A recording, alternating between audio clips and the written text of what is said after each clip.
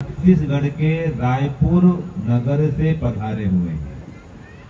सृष्टि यज्ञ के मर्मज्ञ विद्वान हैं और आपके ही पास में विराजमान स्वनामधन्य स्वामी यज्ञदेव जी महाराज, जो कि निरंतर यज्ञ विद्या के प्रचार प्रसार में, पोषण में, विस्तार में तन मन धन से पुरुषार्थ कर रहे हैं, जीवन को लगा दिए हैं। और आप जो 4 बेटियों को देख रहे हैं, इन कन्याओं को तैयार करने वाले उनकी आचार्य हैं। स्त्री ही ब्रह्मा बहुविधा, इसको सिद्ध कर रहे हैं आचार्य शीतल जी। सभी आप तपस्वी, तप करने वाले यजमान महानुभावों और इसके सभी संचालक गण, आयोजन समिति, अतिथि महानुभाव। देखिए, ये जो कार्यक्रम हो रहा है जीव कल्याण समिति वेसल पर कच्छ वाले कर रहे हैं, है ना। तो जीव कल्याण समिति, अगर आप जीव कल्याण करेंगे तो आत्म कल्याण होगा, और अगर आत्म कल्याण चाहते हैं तो जीव कल्याण करना पड़ेगा, है कि नहीं है।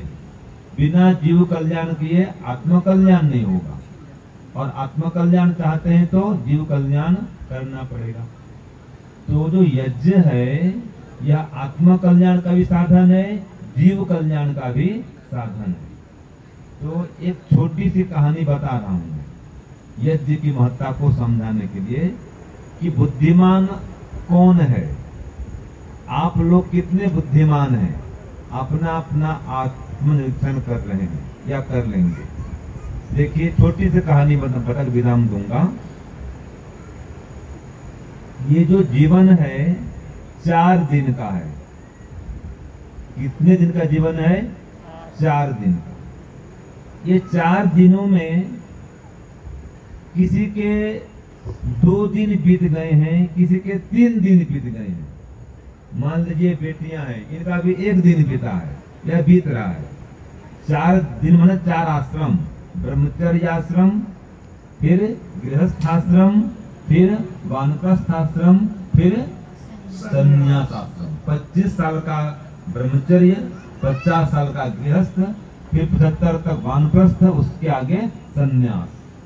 तो अपनी अपनी आयु को देख लीजिए, किसी के 2 दिन बीत चुके हैं, किसी के 3 दिन भी बीत चुके हैं। तो ऐसे एक वृद्ध थे जिनके 3 दिन बीत चुके थे, अर्थात 75 वर्ष की आयु हो गई थी। उनके 3 सुपुत्र थे, 3 बेटे थे। अब वो क्या कहते हैं कि देखो, मेरे 3 दिन तो बीत चुके हैं, 1 दिन बाकी है। मैं चाहता हूं कि जो मेरा कारोबार है ये किसी योग्य पुत्र को सौंप दो, बाकी 2 पुत्र सहायक रहेंगे, एक मुखिया रहेगा। लेकिन मुखिया किसको बनाऊं मैं, जो कि बुद्धिमान हो। तो 3 बेटों को बुलाया उसने और कहा कि ये मेरी संपत्ति है, इसमें से मैं आप सबको 1-1 हजार रुपया दे रहा हूं। तीनों बेटों को कितना दे रहा हूं?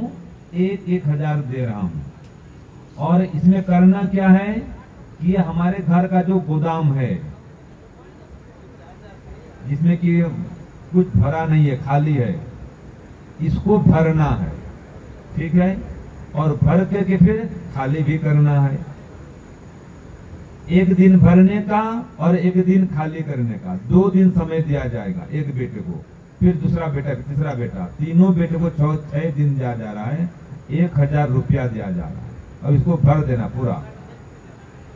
तो ठीक है, सबसे पहले बड़े बेटे को बुलाया गया, ये ले बेटा 1000 ले, 1000 रुपया इस गोदाम को भर दे और कल खाली भी कर देना, ठीक है।